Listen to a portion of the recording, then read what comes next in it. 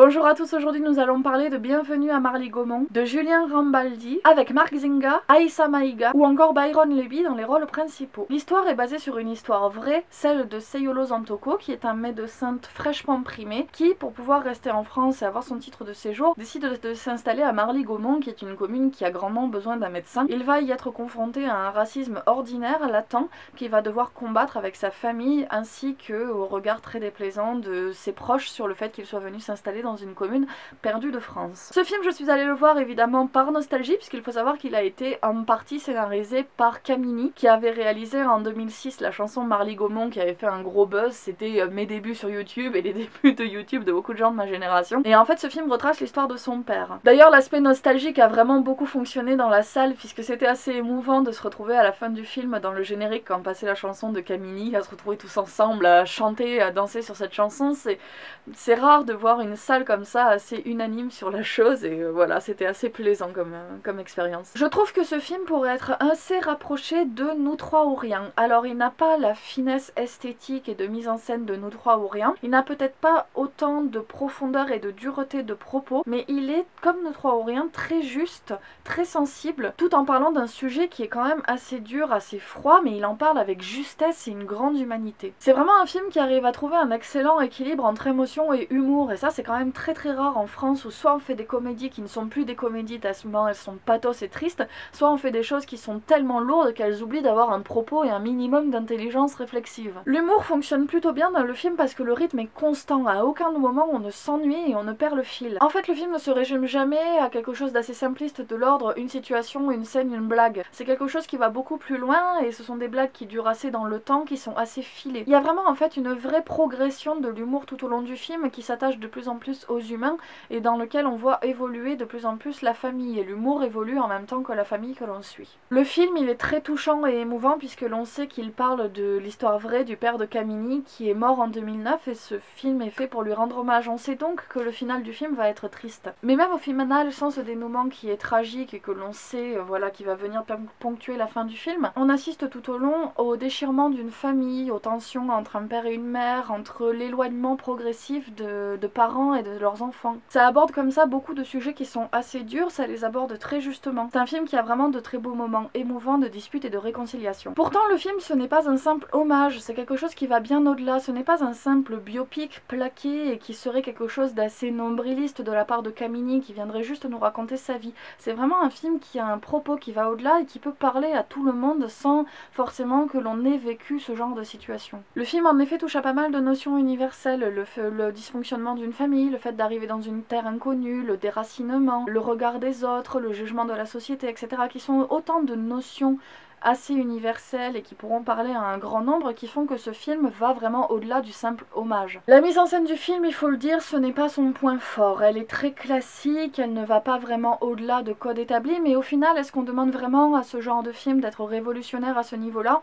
Nous trois ou rien nous avait offert une mise en scène qui était quand même plutôt audacieuse pour ce genre de film. Pour autant, étant en droit maintenant de l'exiger de tous les films de ce genre-là, je ne pense pas. Parce qu'au final, ça ne gâche pas pour autant le plaisir de visionnage, et ce n'est pas parce qu'une mise en scène est classique qu'elle est forcément mauvaise, et moi je préfère du classique efficace plutôt que du révolutionnaire qui essaye de se la péter plus haut de son cul et qui n'arrive absolument pas à ce qu'il voudrait arriver. La grande force de ce film, ce sont ses personnages, parce que ces personnages sont tellement attachants, tellement humains, tellement profonds, qu'on ne peut au final que les apprécier et les aimer. Ils sont vraiment humains, simples, avec leurs qualités, leurs défauts. Ils ont tous une personnalité bien propre, et on sent qu'ils ont été basés sur des personnages réels parce qu'ils ont une vraie profondeur, une vraie matière. À ce niveau-là, les acteurs aussi sont alloués, et en particulier les acteurs enfants. Je trouve que c'est très juste de trouver des acteurs enfants qui soient justes, qui arrivent à trouver le bon équilibre entre le surjeu et le non-jeu. Et ces acteurs enfants-là sont vraiment alloués et sont tous très bons. Mais au final, comme les personnages écrits pour ce film sont très naturels, je pense qu'il n'a pas fallu trop se forcer de la part des acteurs pour rester assez naturel, parce que c'est ça qu'on a vraiment recherché dans ces personnages, c'est de l'authenticité. La palme du mérite de ce film, ça revient quand même à l'acteur de Seyolo, qui vraiment porte sur lui tout le film, et il arrive à donner une profondeur, une justesse à ce personnage qui est très beau, doit être assez difficile et émouvant à camper. Et il arrive vraiment à osciller entre un personnage qui est un petit peu grotesque et qui est en même temps tellement émouvant dans ses convictions et dans ce qu'il défend. Il reste vraiment très humain, et c'est sans nul doute sur lui que beaucoup se repose tout le succès du film. Même les personnages secondaires qui sont, c'est vrai, un petit peu plus clichouilles sur les bords, sont au final plutôt bien campés. Ils restent au final assez attachants parce que ce que le film essaye de montrer, c'est que le racisme vient avant tout de la méconnaissance plus que d'une réelle méchanceté. Et au final, ces personnages que l'on trouvait si abrupts, si méchants et si qu'on détestait au premier regard, quand ils font des pas vers la famille Zantoko, ils nous apparaissent aussi à nous en tant que spectateurs mieux, meilleurs. C'est comme si les pas qu'ils faisaient vers la famille, ce sont des pas que nous aussi on faisait vers eux en tant que spectateurs et qu'on arrivait à aller au-delà de leur première apparence très rustre et très peu sympathique pour apprendre aussi à les aimer et à s'attacher à eux. En fond de l'histoire, il y a aussi toute une espèce d'intrigue un petit peu complot politique qui est presque filmée à certains moments. C'est assez drôle comme un thriller ou comme qui donne vraiment une tension à certains moments, à des scènes comme s'il y avait un espèce d'enjeu international alors que ça se passe à Marly-Gaumont et que c'est juste deux mecs qui se battent pour être maire, mais ça donne une espèce d'ampleur et d'enjeu très dramatique au film, c'est assez rigolo. Au final, tout l'enjeu de cette espèce de thriller dans le film, c'est de nous montrer la vanité et la prétention de personnages qui veulent, qui se croient les maîtres du monde alors qu'en fait il s'agit juste d'être maire de Marly-Gaumont quoi. Il y a juste peut-être quelque chose qui m'a un peu gonflé dans le film. Au bout d'un moment, Seyolo empêche ses enfants de parler le lingala et au bout d'un moment la femme de Seyolo elle va au marché et tout le monde lui dit vendu,